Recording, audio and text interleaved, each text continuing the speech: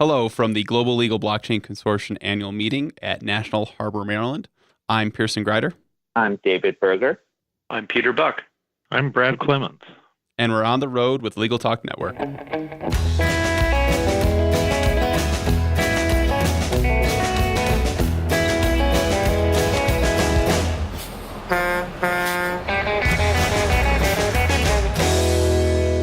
And we're back. Thank you so much for joining us on the road. It's a pleasure to be here. Today, we're talking with Peter Buck and Brad Clements from NetDocuments. Peter, can you tell us about yourself, your organization, and what initially interested you with blockchain? Yeah, it's Peter Buck here, VP of Product Strategy at NetDocuments, a simple, secure content services in the cloud.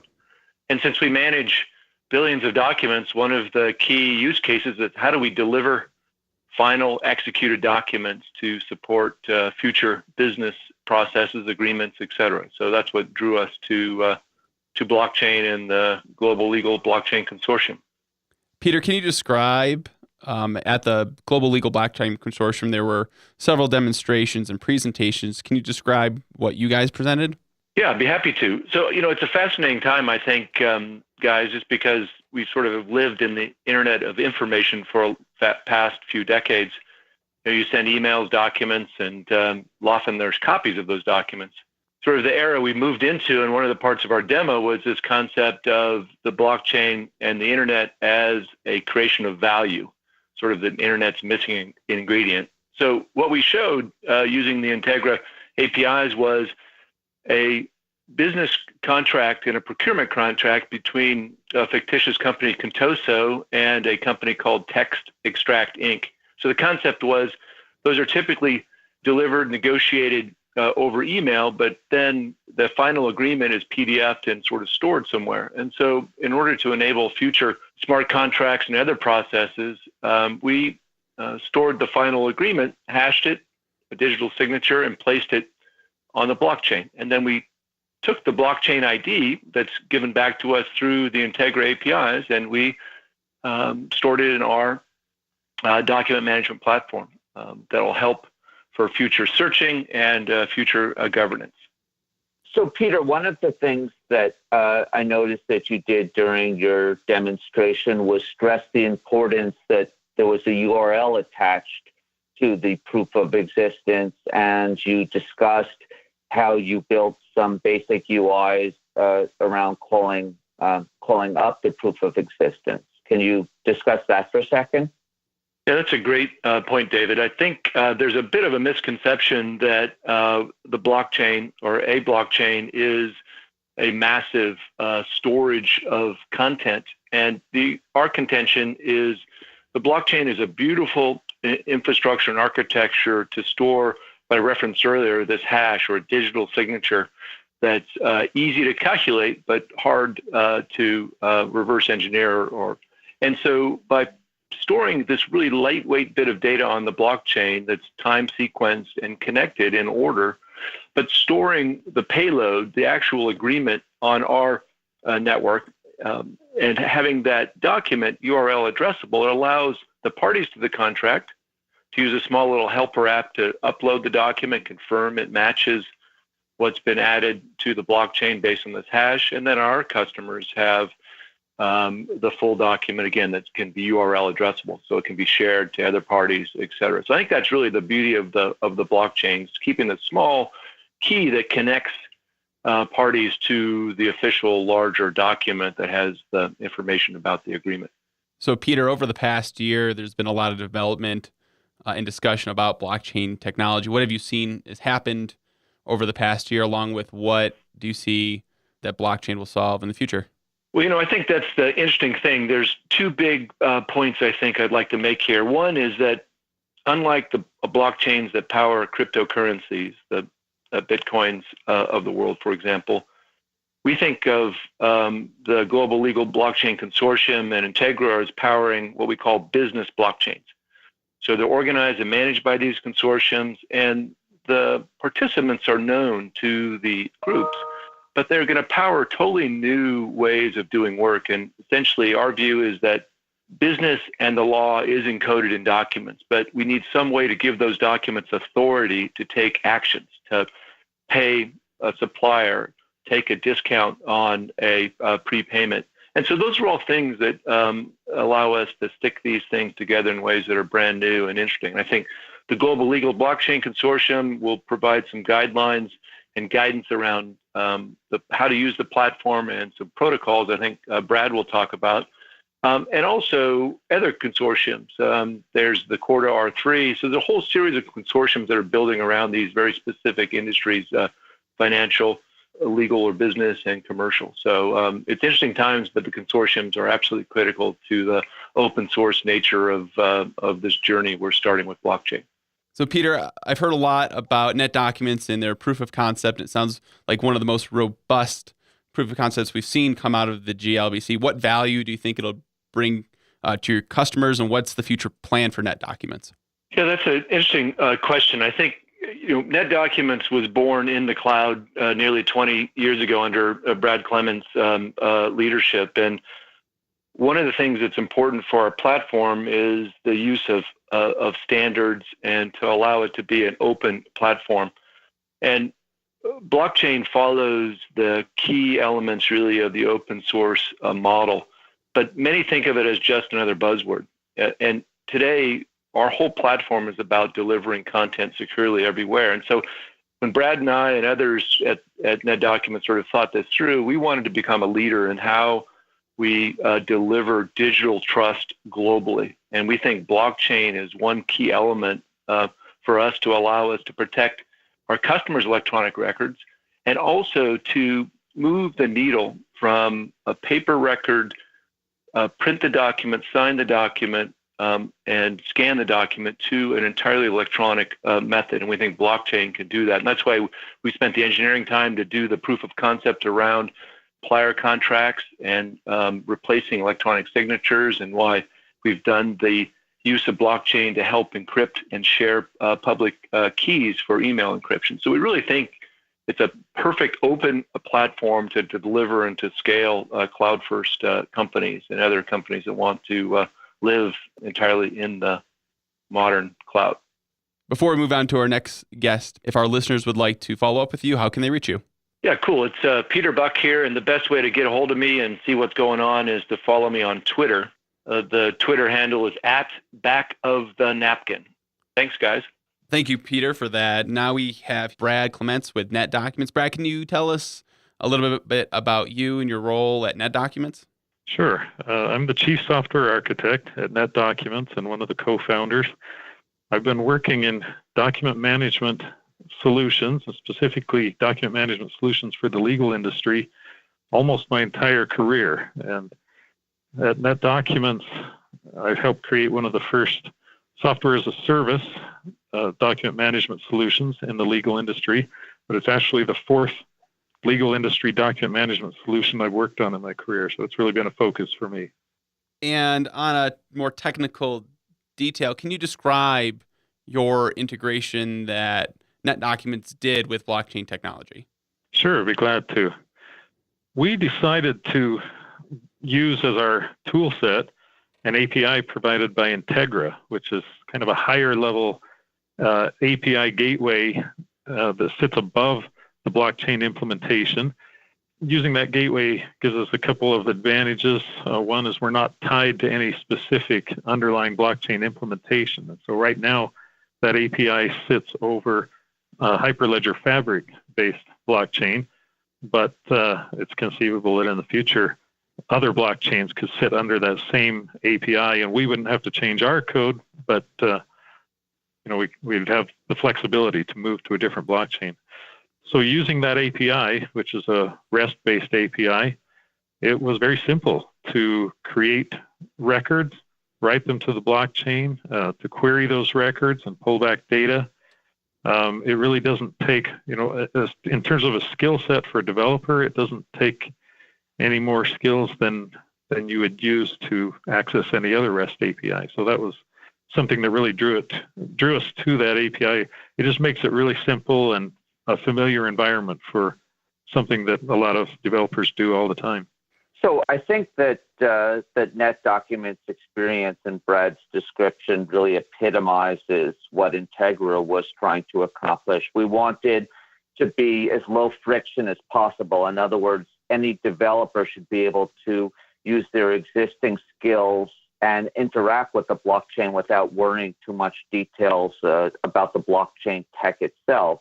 So Brad alluded to that in saying that you didn't have to worry about the blockchain and your code would remain the same. So we're trying to be as blockchain agnostic as possible. As he said, we started in Hyperledger Fabric, but we just announced that we're going to add support for one of the flavors of Ethereum with their Azure Ethereum POA technology. So, Brad, what type of feedback have you received or are you looking forward to see with integrating blockchain technology in NetDocuments?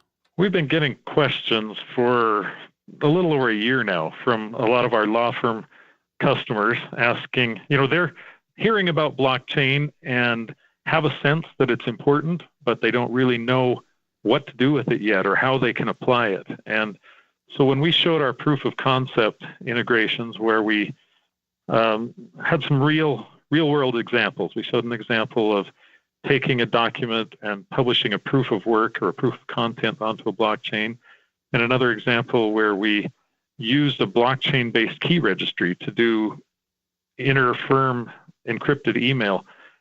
The response was, that is something that makes sense. That's something I can really use. I understand how it applies to the work I'm doing today. So I think these examples are getting a lot of positive feedback. People are asking also about things like smart contracts, and that's something that we want to enable and want to support. But I think those are further down the road. Right now, the proof of concept examples that we've demonstrated show real work getting done using blockchain technologies today. So I think what Brad said really reinforces the point that blockchain integration with blockchain technology is an educational process. It's really important to work with your customers and find out what they want and what they don't understand. So, Brad, what future do you see that NetDocuments have with blockchain technology? NetDocuments is focused on documents, obviously. And so we want to continue to implement features that facilitate document-centric work around blockchain technology. So, for example, that proof of work or proof of content example that we have demonstrated today doesn't have any identities tied to it other than the identity of the document itself. We would like to extend that so that we can associate with that document blockchain-based identities for the user who is publishing that document and possibly for the firm that he's working for, and maybe identities for the matter and possibly other parties affiliated with that document or who have access to that document. So that's one example, is tying identities into those transactions. Another that is probably further down the road is enabling NetDocuments to be driven by blockchain-based code or smart contracts. So imagine you have a contract that has certain terms or conditions that have to be fulfilled, and when those are fulfilled, they then trigger actions within the document management system, such as granting other parties access to a document or possibly emailing a document out to other parties or maybe even deleting a document in certain cases. So those are the types of scenarios we would like to be able to support further into the future. One of the things I would like to stress is the importance of what NetDocuments is doing right now. For various reasons, it is not practical or advisable to store documents themselves on the blockchain. There are some technologies attempting to do it. None have been perfected so far. What you do want to store is the digital fingerprint or the hash. So we believe at Integra it's very important to leave the management of documents to the experts like NetDocuments and use blockchain where blockchain is most appropriate and use it for some of the things that Brad has pointed out, such as public key and the key registry, such as proof of existence of the document, such as the ID system. Yeah, I completely agree with David there. Blockchains are well suited to small transactions that you want to be immutable or want to have a permanent record of, but they're not well adapted to storing large amounts of data. So the way to handle that is to record fingerprints, hashes, references to larger blocks of data that are stored off the blockchain. And to follow up with that, my understanding is NetDocuments was one of the first organizations to join the Global Legal Blockchain Consortium. And my understanding it's growing. What would you personally like to see come about with the GLBC, along with what type of role would you like to see NetDocuments have? Yeah, it's been exciting to see the growth of the GLBC over the past year since it was first announced kind of in conjunction with ILTA-Con in 2017. There have been a lot of new members. There have been a lot of organizational work behind the scenes. And the organization is now maturing to the point where there's a board of directors, and they're ready to start moving forward on accomplishing their stated goals. And we look forward to that. And in particular, one of the things that we have come to realize is that to achieve the full value of blockchain-based legal transactions, you've got to have interoperability across multiple vendors, multiple software systems. And that interoperability can only happen if there are standards that different organizations are writing to. And so we're looking forward to seeing the GLBC create and promote some of those standards and help facilitate this interoperability that's going to make the industry grow overall and make this technology become widely applicable. NetDocuments' role will be to help write those standards, provide input and feedback on the types of standards that are needed and the technical details that are going to make those standards work well for software vendors. And I think that's our area of expertise, and our background is understanding, how legal work is done as far as the technical side of it and how those transactions are recorded. So we want to support the GLBC in that way. So as Brad mentioned, they'll help write the standards, and you may ask how he would go about doing that. Well, Brad did some of the early proof of concept work, and some of the details about how the Integra ledger and its foundational services operate are based upon feedback he gave during his development. And consequently, one of the first groups that GLBC stood up was a technical committee. Brad was the first member, the first person outside of Integra to be invited to join. So the lesson there is, join the GLBC, become active in the GLBC, and you'll be able to contribute to these standards that are so important that Brad referenced. So Brad, thank you for joining us today. If our listeners would like to follow up with you, how can they reach you? Thanks, Pierson. I can be reached at brad@netdocuments.com. Well, we've reached the end of the road for today's episode. I want to thank our guests for joining us today. We also want to thank our listeners for tuning in. If you like what you've heard today, please rate us in Apple Podcasts. We'll see you next time for another episode of On the Road with Legal Talk Network. If you'd like more information about what you've heard today, please visit LegalTalkNetwork.com. Subscribe via iTunes and RSS. Find us on Twitter and Facebook, or download our free Legal Talk Network app in Google Play and iTunes.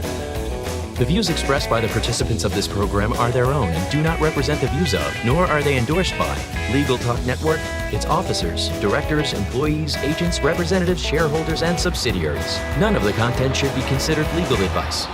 As always, consult a lawyer.